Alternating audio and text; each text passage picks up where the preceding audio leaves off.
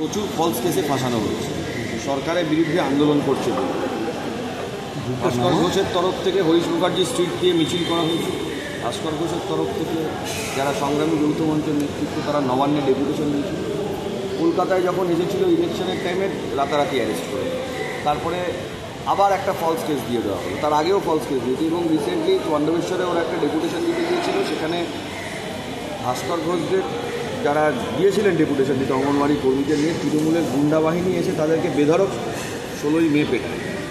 ওরা অভিযোগ করে, পাল্টা আবার একটা ফলস শ্লীলতাহানির কেস দিয়ে দেওয়া হলো। সাবসিকুয়েন্টলি 16 তারিখের ঘটনাকে কেন্দ্র করে 29 তারিখে ওখানে একটা মাস র্যালি করা হয়, মাস র্যালি হাইকোর্টের পারমিশন নিয়ে।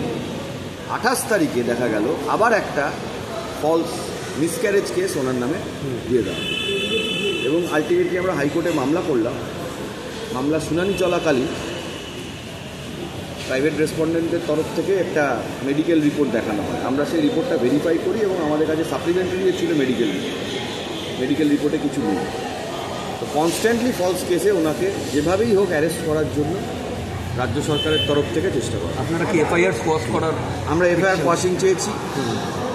ভবিষ্যতে এই 16 তারিখের ইনসিডেন্টে কাউকে যেন, কোনো সংগ্রামী যৌথ মঞ্চের কাউকে যেন অ্যারেস্ট না করায় সেই এফআইআর চেয়েছি। আদালত নির্দেশনামা দিয়েছে এই মুহূর্তে অ্যারেস্ট করবে না, ইনভেস্টিগেশন যেটা চলার চলবে। 28 জুলাই নেক্সট শুনানি। ইন দ্য মিন টাইম যে মেডিকেল রিপোর্টগুলো দিয়েছে সেটা আমাদেরকে সার্ভিস করবে। আমরা যে মেডিকেল রিপোর্টগুলো দিয়েছি সেগুলো আদার সাইডকে আমরা দেবো এবং তারপরে শুনানি হবে।